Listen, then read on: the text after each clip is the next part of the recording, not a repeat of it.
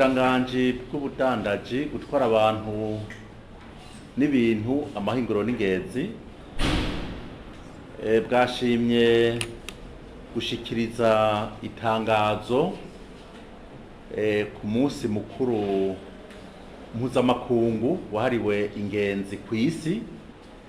Natwe rero tukaba mu gihugu cacu turi mw'iryo shirahamwe mpuzamakungu, arico gituma rero twashimye gusohora rino tangazo. Itangazo rero icivugo c'uyu mwaka w'ibihumbi 2021, umunsi mukuru himbajwe ku civugo kivuga gutya: ubukerarugendo ku neza y'iterambere ridakumira.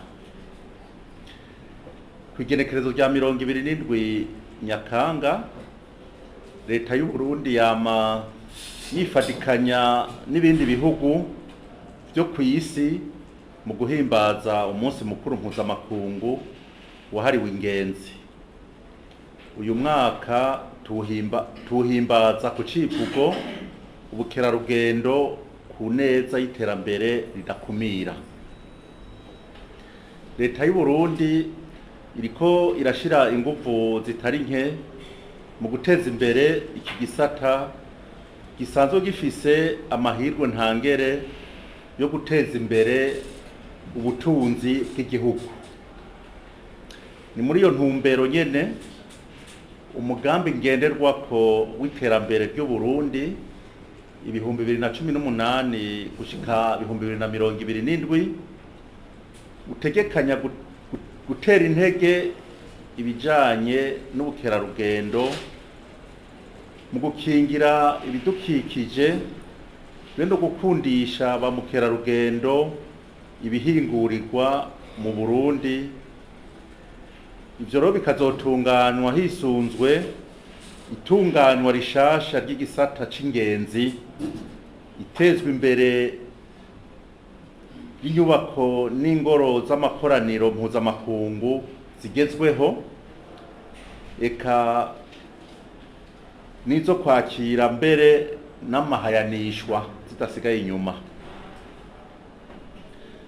Ukugumiza ku muzirikanyi akamaro k'igisata c'ingenzi, leta y'u Burundi yarerekanye gushaka kwa politike ko guteza imbere ico gisata mu gutegekanya uburyo Uburundi bwoteza imbere igisata c'ingenzi. Yongera irashiraho itegeko ryorohereza abagwizatunga bifuza gukorera muri ico gisata, baba bo mu Burundi canke mvamakungu. Ako kigoro ka leta y'u Burundi katumye hubakwa amahoteri arenga 500 mu myaka mike. Igitigiri c'amazu yakira ingenzi cavuye ku 87 muri 2010, ico gitigiri gishika ku mahoteri 595 mu mwaka w'ibihumbi 2019. Igisata c'ingenzi ni kirumara mu guteza imbere ubutunzi no gutanga akazi. Mu Burundi ubuzi bungana ibice 4 kw'ijana bwaratanzwe mu bice bitandukanye bisanzwe bifitaniye ubucuti n'ico gisata. Aha twovuga tuvuye ku burimyi, kuko murazi yuko ingenzi zifungura bivuye mu burimyi, gutumatumanako, baraheza bagatumatumanako amakuru, tutirengagije ivyo kubaka amazu arivyo twari tubabwiye. Duhimbaje rero uyu munsi mukuru mu bihe indwara ya COVID-19 yasinzikaje isi cane mu butunzi bwayo, eka n'igisata c'ingenzi kidasigaye inyuma. Ubushikiranganji rero bw'ubudandaji gutwara abantu n'ibintu amahinguro n'ingenzi buhamagariye kandi burahimirije abenegihugu b'Abarundi gutemberera igihugu cabo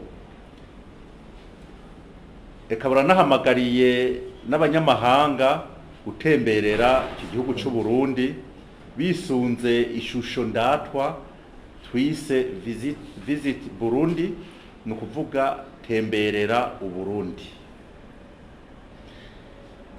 Tuboneyeho akanya ko gushimira no gutera intege abikorera utwabo ku ruhara ntangere bariko baraterera mu kugwiza akazi babicishije mu bisata bijanye n'ingenzi. Kubituraba tugiye kurushirizaho guhimiriza ba mukerarugendo ngo batemberere igihugu cacu. Ivyo bikazoca mu kurata ibihingurirwa mu gihugu, tutibagiye guteza imbere ubuhinga mu gutunganya gushasha igisata c'ingenzi no gukarihiriza ubwenge abakozi bo muri ico gisata, uguha amahoteri bijya twita inyenyeri, ukubaka ingoro z'amakoraniro mpuzamakungu, ndetse no gutunganya gushasha ibibanza vy'iratiro. Twashaka dusubire kwemeza ko leta y'u Burundi ataco itazokora kugira igisata c'ingenzi mu Burundi gishobore guterera vy'ukuri mu iterambere ry'ubutunzi, na cane cane mu kwinjiza amafaranga y'agaciro. Mukaba muzi ko ba mukerarugendo bari mu binjiza amafaranga y'agaciro, gutanga akazi no gutsimbataza amahoro mu Burundi, kuko iyo ba mukerarugendo babaye benshi mu gihugu, ico gihe ishusho y'u Burundi mu bijanye n'amahoro nayone iraheze ikamera neza.